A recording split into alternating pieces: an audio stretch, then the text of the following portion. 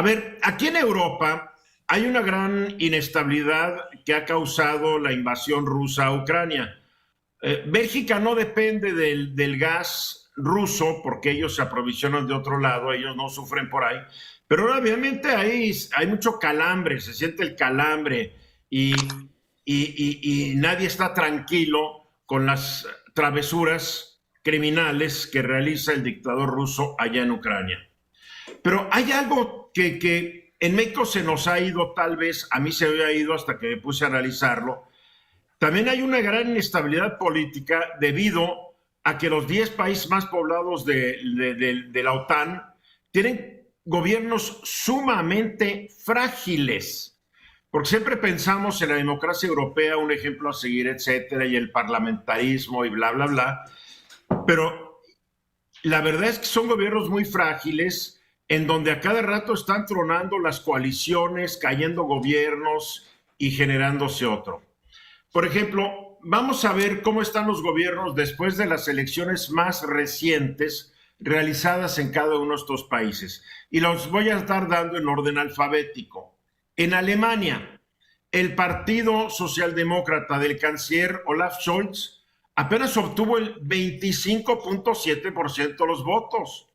Y su gobierno es el resultado de una coalición con otros dos partidos que así pudo llegar al 52%. Pero él es un primer ministro de minoría. Después en Bélgica, aquí lo más curioso es que el partido Liberales y Demócratas Flamencos apenas obtuvo el 8.54% de los votos, pero su líder Alejandro de Croo es el primer ministro al frente de un gobierno de coalición que reúne a 7 partidos. Y Bélgica, no nos centramos en México, pero Bélgica ha pasado por una estabilidad política de gobiernos que caen, gobiernos que estructuran, un partido se enoja con los otros y se cae la coalición. En los partidos hay un fuerte grupo de servidores públicos, servidores civiles de carrera que mantienen las cosas caminando, porque los políticos van y vienen. En la República Checa, el Partido Cívico Democrático, el primer ministro Peter Fiala, apenas obtuvo el 27.8% de los votos y tuvo que hacer una coalición de 4 partidos. En España, bueno, en España el PSOE, el partido del presidente del gobierno, Pedro Sánchez, obtuvo el 26% de las elecciones en 2019, pero no hay que olvidar que él llegó al poder después de que se emitió un voto de censura que removió a su antecesor en el cargo, a Mariano Rajoy del Partido Popular. En Francia, sí, ahí está el presidente Macron, pero Francia tiene un sistema donde está el presidente encargado de algunas cosas y un primer ministro, que es el que maneja el gobierno. Bueno, la primera ministra, Elisabeth Borne, del mismo partido de Macron, que es República en Marcha, apenas obtuvo el 25.8% del voto en las últimas elecciones legislativas y como no pudo lograr una mayoría, hoy encabeza un gobierno de minoría donde apenas tiene el 47% del control de la Cámara de Diputados.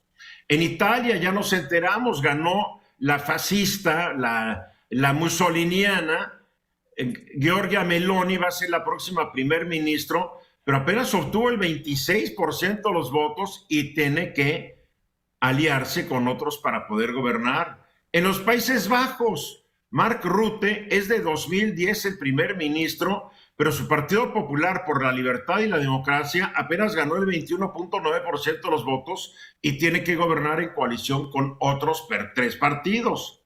En Polonia, el partido Ley y Justicia del primer ministro Mateusz Morawiecki ganó el 43.6% de los votos y tuvo que aliarse con otro partido que le dio el 71% de los escaños. Bueno, ¿qué decir del Reino Unido? Después de que renunció Boris Johnson, llegó esta mujer, la primera ministra Liz Truss, que no fue electa por nadie, no representa a nadie. En Rumania, el primer ministro Nicolae Ciucă pertenece al Partido Liberal Nacional y apenas obtuvo el 21.58% de los votos. Entonces, aquí estamos viendo puros gobernantes que vienen de partidos que no obtienen más del 50%. Y obviamente es fácil suponer que Vladimir Putin está utilizando todos los medios a su alcance para generar crisis políticas que debiliten a estos países que son integrantes de la OTAN y que estas crisis a él lo fortalezcan. La democracia es algo muy fácil, es muy frágil, y más cuando los gobernantes no tienen el respaldo de la mayoría de sus gobernados, lo cual sucede en estos 10 países que a pesar de todo siguen funcionando. Primero porque tienen esta gran burocracia de carrera, y tal es porque los ciudadanos de estos países ya se volvieron cínicos y se acostumbraron a no tener partidos ni gobernantes fuertes. Pero es una sorpresa ya cuando te pones a analizar esto en estas latitudes.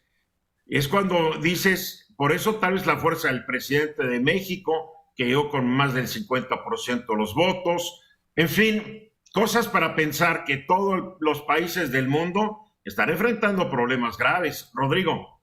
Eso me da nada más a pensar que los políticos en todos los lugares del mundo son iguales. Los liderazgos se quiebran, algunos serán un poco más duros que otros, pero realmente veo que las democracias van y vienen y se van desquebrajando a veces precisamente por malos gobiernos y a veces aunque tengan buenos gobiernos, ¿no?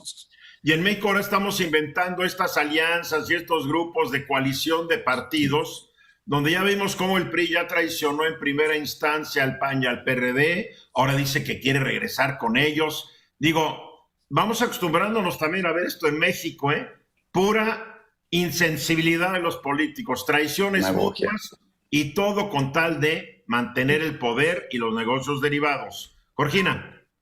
Pero yo no estoy tan de acuerdo en que sea tan frágil la democracia en estos países por la manera en que eligen a sus representantes y el líder que eligen pues, en el Parlamento, porque realmente sí representan más a la gente. Nosotros aquí en México votamos por unos diputados de manera directa, pero luego no volvemos a saber nada de ellos, ¿no? Igual, ¿Y tú crees que aquí vuelven a saber mucho de ellos también? Sí, cuando se traiciona un partido al otro y llega y truenan al primer ministro y otro primer ministro y la gente sigue comiendo waffles. Bueno, yo creo que la manera el tema es cómo votas por ellos, y creo que ahí sí son más cercanos a la gente que aquí. No, ¿por qué votas por ellos? Aquí estás viendo que en las últimas elecciones en algunos lugares nomás votó el 30% del electorado. Hay un gran desencanto con la democracia en Europa también. Bueno, hay una crisis de la democracia. Guillermo. Aquí quizás sea interesante el tema de la segunda vuelta, ¿no? Porque eso realmente daría una mayor representatividad de quienes llegan al poder. Y por otro lado, no les echaría que puede ser interesante, como le hacen en Brasil, que el voto sea una obligación del ciudadano, más allá de un derecho.